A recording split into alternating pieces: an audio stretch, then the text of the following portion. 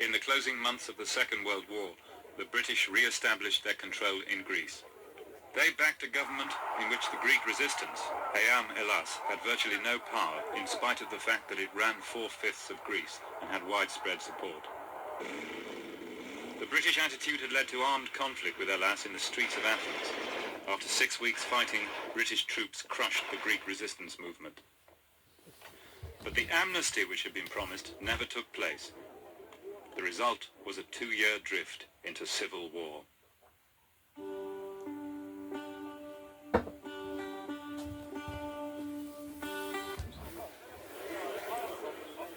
Under the Varkisar Agreement, signed in February 1945, the communist-led Elas surrendered its arms. The Greek government was committed to an amnesty for political crimes and to removing from the police force all those Greeks who had collaborated with the Germans. But the purge of collaborators did not take place, and instead of an amnesty, the Elas partisans faced mass arrest. In the mountain villages, right-wing gangs began to terrorize anyone suspected of having been in the wartime resistance. Some people on our side, the left, also did some extreme things. It's true that they executed some people. The Communist Party was still functioning legally after the Varkisar Agreement, but it did so in this state of terror. What we saw in Greece in 1945 and 1946 was a gradual oppression of the left and all those thought sympathetic to the left by the right wing.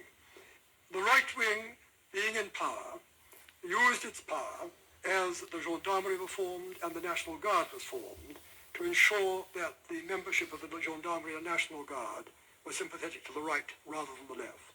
And increasingly the left, which embraced a broader and broader spectrum of the population, was discriminated against. Κυβερνήσεις των Άγγλων, έτσι τους λέμε, άρχισαν να παίρνουν έκτακτα μέτρα. The governments of the English, that's what we call them. They started taking emergency measures. They suspended articles of the Constitution on civil rights.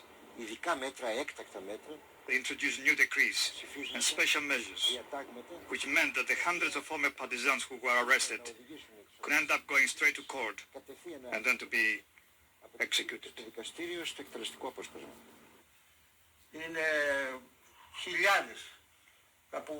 There were thousands of men and women in prison and exiled. Hundreds of men were executed or condemned to death for nothing.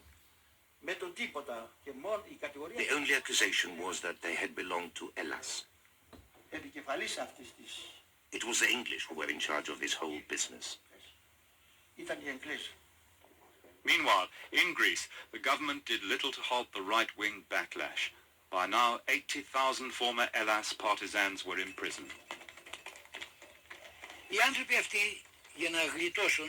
People who have fought in the resistance were leaving their homes, going to other towns, in the hope of escaping the right-wing gangs who were after them. Others went to the mountains. Gradually their numbers grew until about 40,000 people were up in the mountains and began to form into defense groups. And from then on, when the army of the police or the right-wing terrorist gangs appeared, they armed themselves with guns to defend themselves. The Communist Party, under its leader Zachariadis, swung from one policy to another. They threatened to retaliate against right-wing violence, and at the same time they called for a more representative government. Bevin insisted that the Greek government should hold elections.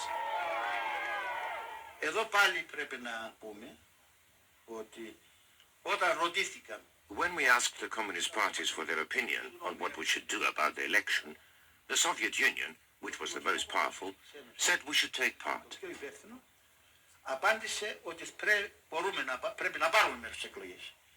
Zachariadis decided then to do the opposite, just what the reactionaries were hoping.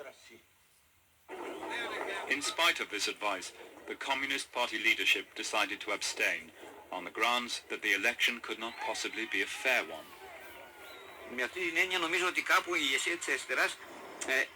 I think the leadership of the left fell into a trap. I think it was a mistake to abstain from the elections in 1946. despite the climate of terror and the daily. Areas as trade unions, foreign trade, the fiscal policy of the Greek state, conditions in prisons, the salaries of civil servants, even social security was really controlled by American officials.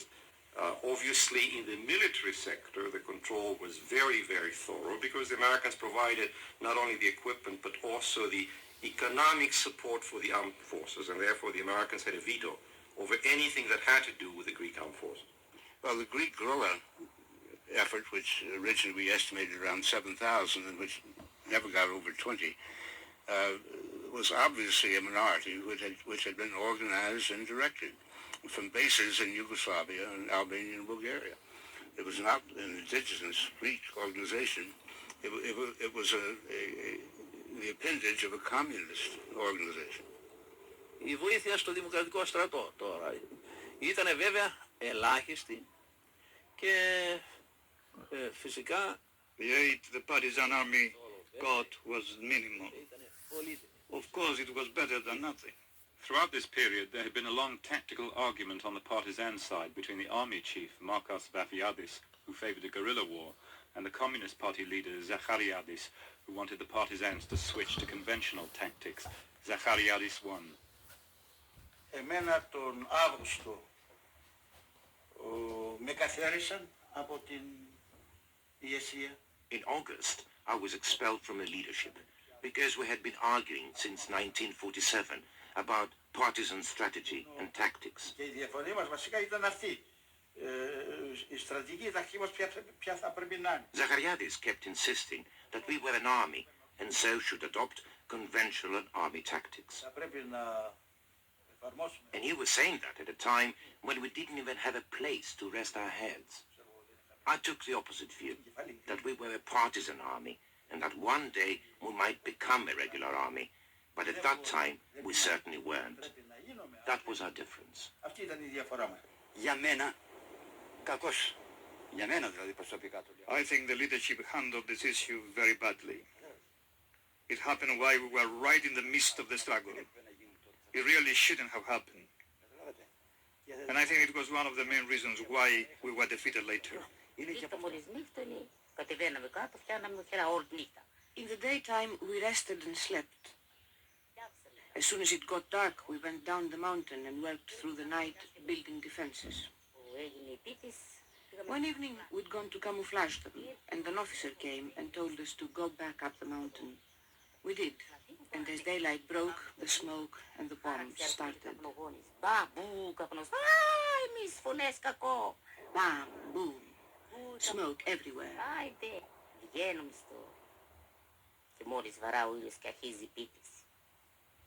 Virgin Mary. Airplanes, artillery, shells, mitrailleurs, automatic weapons. It was the end of the world. The end of the world. The partisans had mined the river, and as soon as the government army crossed it, the mines went off. The mountain erupted. The whole mountain was trembling. There was smoke and fire everywhere. The partisans were crossing the river with knives between their teeth. They'd go to the machine gun positions and attack. But the government soldiers kept returning with reinforcements. Things were so bad we had to keep a sense of humor. For instance, the reconnaissance plane that always came very early in the morning, we nicknamed the Milkman. The next plane, we call it the barrel plane, because it dropped barrels full of napalm, which set the whole area on fire. There were 17,000 casualties in Operation Summit. For the government army, it was a strategic failure. But at the United Nations, the Greek government claimed the children were being forcibly separated from their parents, so they could be brought up as devout communists. I had a small girl. We were fired on from the mountains with artillery, and the soldiers accused us of hiding partisans. It was treachery. We were supposed to have done this or that. We didn't know what was going on. People were butchered right here, in the village square, and the children saw it all. The partisans were forced to form a committee, to take the children away from here. The children left because they were terrified of the planes. Our village was bombarded. I had great difficulty finding the children in the evenings. They'd fled wherever they could. I was hiding in the fields myself. The children wanted to leave. My eldest daughter wanted to go, but I wouldn't let her. What would I have done all alone? 170 children left. They went past Marcos and began to sing.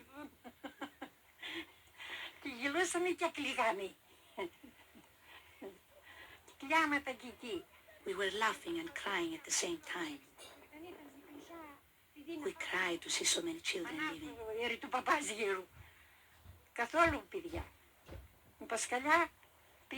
The village was deserted. There was not a single child to help the priest in church. In 1949, there were still about 20,000 armed partisans, 1 in 5 of whom were women. The government army had 263,000 soldiers, backed by American advisors and officers of the newly formed CIA. We helped carry the stretchers. To tell you the truth, we had no bread. We were so hungry.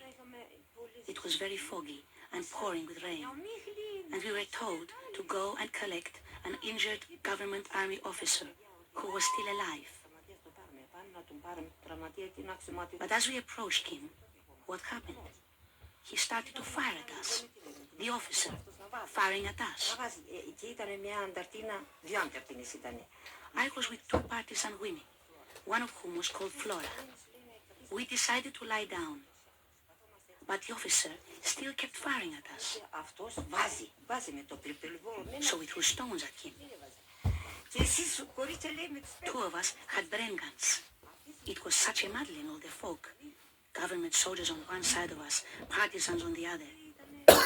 Then another soldier went up to the officer. He was Flora's brother. And then she saw him. She called him, and he recognized her voice and shouted, "Flora." And just as he shouted her name, a wounded officer shot him. He killed Flora's brother. You should have seen her. She threw herself on the officer. We killed him. We tore him to pieces. He was a huge man. Then we left the place, and we took Flora's brother with us, even though he was in the government army, and we buried him.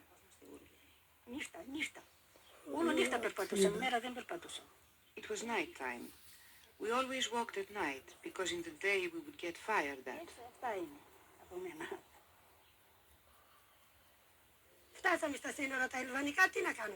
Finally, we reached the Albanian border. The army was advancing, our brothers from one side and from the other. I had brothers in the government army fighting against us. We didn't know what to do. We had no choice. They managed to capture us all together, because of course they had the arms, tanks, planes, everything, while we didn't have even a tank. It was true that we had no shelter at all. We were on our own. And it was our leadership's fault, because they had made us all gather in Vitsi and Gramos. That's why we were defeated and had to cross over into the People's Republics. In Athens, the government celebrated its victory. But 100,000 Greeks had died in the civil war. The left had lost. Its supporters in Greece were in prison, and those who fled abroad were to spend the next 30 years in exile. The civil war was fought for democracy. But there are people who are greedy. Let them burst from their greed. Democracy will come one day.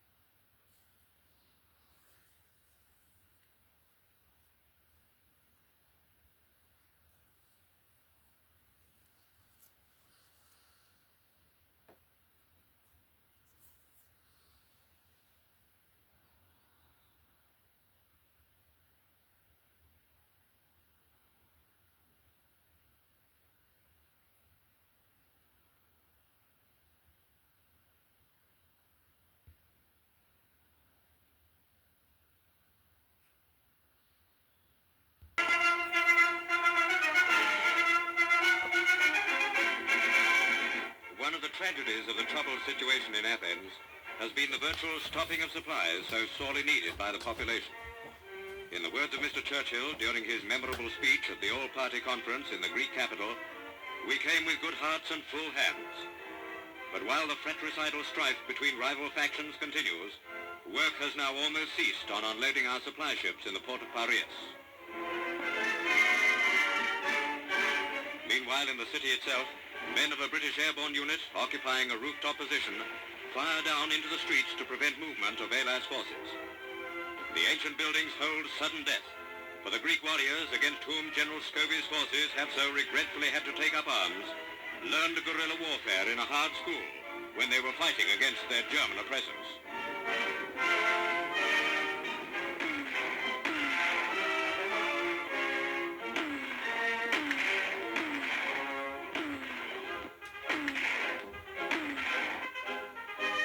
Amid the tragedy of an allied nation divided against itself, we again recall Mr. Churchill's words.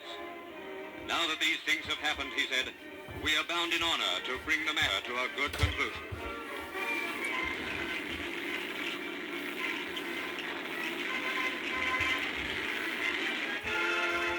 Fighting flares up once again in the streets, which so recently echoed to the cheers of a people rescued after long years from the tyrant's domination. It is hard to tell friend from foe until the prisoners begin coming in. Captured Alas men are marched to a prison camp. While steering clear of expressing any opinion, it is no exaggeration to say that events in Greece have precipitated us into a first-class crisis on which world opinion has been divided as never before. Let us hope it will not be long before the differences are settled and we see again a Greece united against the common foe. 1946 to 1949 was a brutal and deeply divisive conflict fought between the Greek government, supported first by Britain and later by the United States, and the Democratic Army of Greece, DSE, the military wing of the Communist Party of Greece, KKE. It emerged from the power vacuum and ideological clashes that followed the Axis occupation of Greece during World War II. Here's a breakdown of the key aspects of this conflict. Causes. World War II resistance divisions. During the Axis occupation, two main resistance groups emerged. The left-wing, communist-dominated National Liberation Front, EAM, and its military wing, the National Popular Liberation Army, ELAS, and various anti-communist groups, including monarchists. These groups, while initially united against the occupiers, had different visions for post-war Greece and clashed for dominance as the war ended. Ideological divide. The fundamental conflict was between left-wing communist ideologies and right-wing, monarchist, and pro-Western democratic ideologies. This polarization had deep roots in pre-war Greek society and was intensified by the war. Power vacuum.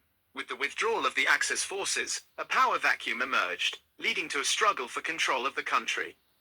Foreign influence. Great Britain initially supported the return of the monarchy, seeing it as a way to maintain influence in the region. The Soviet Union, while ideologically aligned with the Greek communists, had agreed with the Western Allies not to interfere in Greece. Yugoslavia and Albania, however, provided some support to the DSE.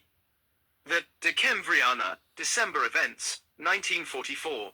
Tensions erupted in Athens in December 1944 when the British ordered the disarmament of EAM, ELAS. A protest turned violent, leading to open fighting between the ELAS and British-backed government forces. This is often seen as the first phase of the Civil War.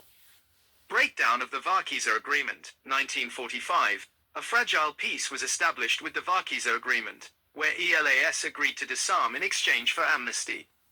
However, neither side fully adhered to the terms, with right-wing violence against former EAM, ELAS members and incomplete disarmament by the left. Key events. The third round, 1946 to 1949, marked by the formation of the DSE and a full-scale guerrilla war, primarily in the mountainous regions of northern Greece. International intervention. The United States, under the Truman Doctrine of 1947, stepped in to provide significant military and financial aid to the Greek government, replacing Britain as the main Western backer. This support was crucial in bolstering the government forces. Battles around Kanitsa, 1947-1948. The DSE attempted to establish a stronghold in Kanitsa, but government forces successfully repelled them. Communist mistakes. The KKE's decision to align with Stalin in his split with Tito in 1948 led to the loss of crucial Yugoslav support for the DSE. The forced conscription of villagers and the removal of children to communist countries also alienated many Greeks. Government offensive, 1948-1949. With increased US aid and the loss of Yugoslav support for the communists, the Greek National Army launched a series of successful offensives. Final battles in the Grammos and Vitsi Mountains, 1949. These decisive battles along the Albanian border resulted in the defeat of the DSE. End of the war, October 16, 1949, the KKE announced a temporary cessation of operations. The communist forces were largely defeated, with many fleeing to Albania and other Eastern Bloc countries. International involvement. United Kingdom, initially the main supporter of the Greek government, providing military and financial aid. However, due to economic constraints, Britain passed this role to the United States. United States. Under the Truman Doctrine, the US provided massive military and economic assistance to the anti-communist government, viewing the conflict as part of the broader Cold War struggle against the spread of communism. Soviet Union. Despite the communist ideology of the DSE, the Soviet Union provided limited direct support, adhering to its agreement with the Western Allies regarding Greece's sphere of influence. Yugoslavia and Albania. These neighboring communist states provided some material and logistical support to the DSE, particularly in the early stages of the third round. However, Yugoslav support ended after the Tito-Stalin split. United Nations. The UN established a special committee on the Balkans, UNSCOB, to monitor the situation and investigate allegations of foreign interference. Consequences. High casualties and displacement. The war resulted in an estimated 80,000 to 158,000 deaths and left hundreds of thousands homeless. It inflicted more damage on Greece than World War II. Deep political polarization. The Civil War left deep scars on Greek society, creating a lasting climate of suspicion and division between left and right. This polarization influenced Greek politics for decades. Strengthened anti-communist sentiment. The defeat of the communists solidified Greece's alignment with the West and led to a strong anti-communist stance in the government and military. Economic devastation. The war severely damaged the Greek economy, which was already struggling after the Axis occupation. Authoritarianism. The intense anti-communist sentiment contributed to the rise of a right-wing military establishment, culminating in the military junta of 1967 to 1974. Emigration. Many Greeks, particularly those associated with the defeated communists, emigrated to Eastern Bloc countries or elsewhere. The children of the Civil War. Approximately 28,000 children were sent to communist countries during the war, a highly controversial issue that continues to be debated in Greece. The Greek Civil War was a pivotal event in modern Greek history and a significant episode in the early years of the Cold War, demonstrating the intense ideological battles and the role of foreign powers in shaping the post-World War II European landscape.